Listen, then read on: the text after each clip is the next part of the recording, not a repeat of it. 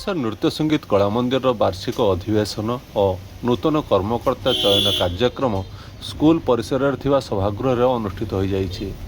ଏହା ଅନୁଷ୍ଠାନର ସଭାପତି ଡକ୍ଟର ସୁଭାଷ ଚନ୍ଦ୍ର ପାତ୍ରଙ୍କ ପୌରୋହିତ୍ୟରେ ଅନୁଷ୍ଠିତ ହୋଇଥିଲା। ଅନୁଷ୍ଠାନର ସାଧାରଣ ସମ୍ପାଦକ ଲକ୍ଷ୍ମୀନାରାୟଣ ଘୋଷ ବିବରଣୀ ପାଠ କରିବା ପରେ କୋଷାଧ୍ୟକ୍ଷ ହରେନ ଚନ୍ଦ୍ର ରଣା ବାର୍ଷିକ ଆୟ ବ୍ୟୟ ଅଟକଳ ବିବରଣୀ ପାଠ କରିଥିଲେ।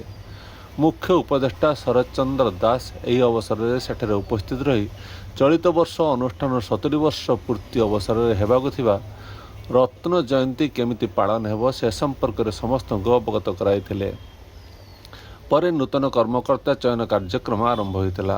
ଅନୁଷ୍ଠାନର ବରିଷ୍ଠ ସଦସ୍ୟ ଅଶୋକ କୁମାର ଆସଙ୍କ ଅଧ୍ୟକ୍ଷତାରେ ନୂତନ କର୍ମକର୍ତ୍ତା ଚୟନ କାର୍ଯ୍ୟକ୍ରମ ଅନୁଷ୍ଠିତ ହୋଇଥିଲା।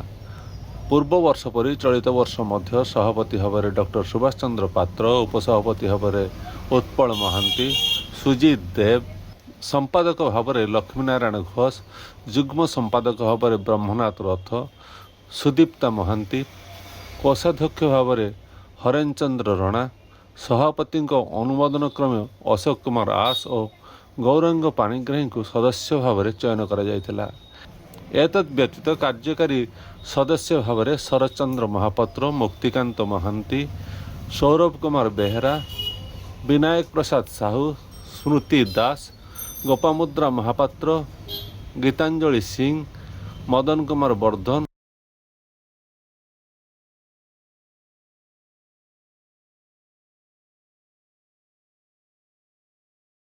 ଶେଷରେ ବରିଷ୍ଠ ସଦସ୍ୟ ହରିରାମ ମତ୍ସର ସମସ୍ତଙ୍କୁ ଧନ୍ୟବାଦ ଅର୍ପଣ କରିଥିଲେ।